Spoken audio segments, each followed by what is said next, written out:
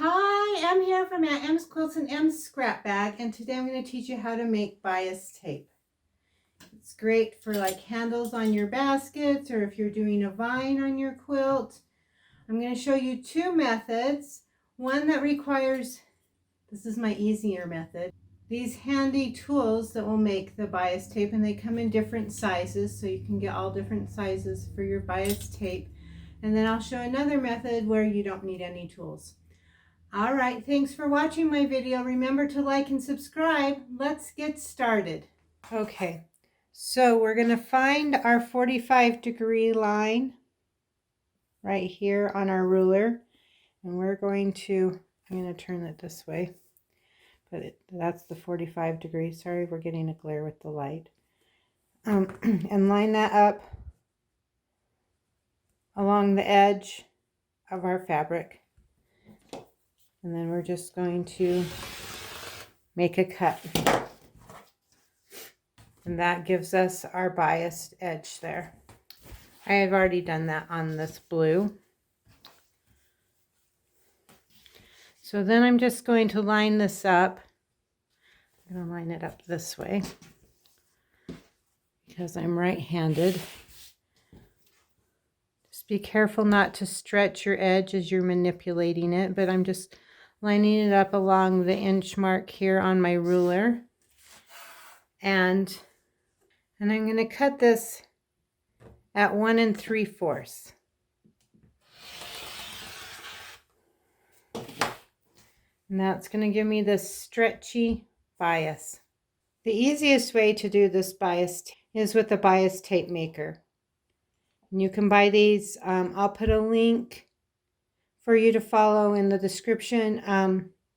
To buy it, you can buy it on Amazon. They have them at Joann's. So if you want to use your Joann's coupon or some other box store, you'll be able to find them there. All right, and then we're going to take this and this to our ironing board. And I will show you how to do it without this, but like I said, this is the easier way. So what we're going to do is feed our strip.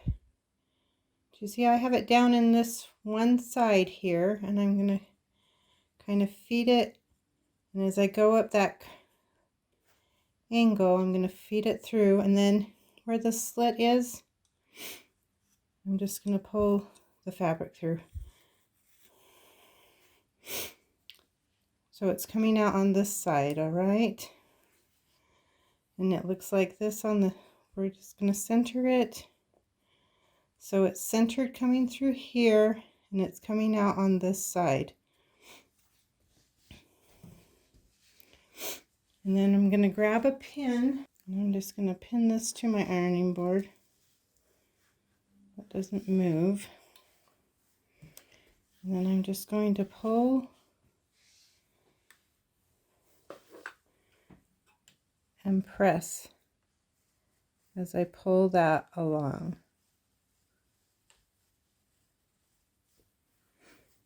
I'm just going to make sure that it keeps feeding straight in there.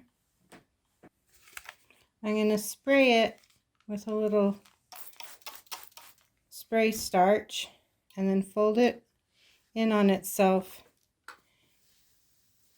and just press it in half. And that will give you the bias tape.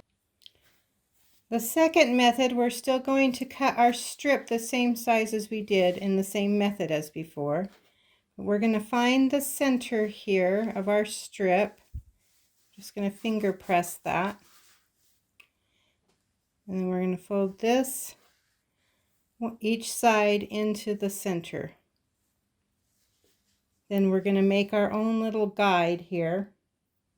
So go down into it and then come across and then go down into it again so that you've made a guide with the pin.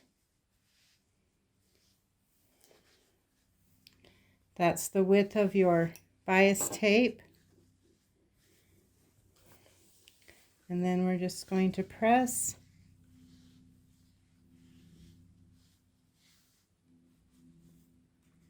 And we'll just pull and press. And just like before, we're just going to fold those two edges together so they line up. Spray it with some best press or starch. You can steam it really good if you like. And then once again, you have the bias tape. Let me know if you have questions. Thanks.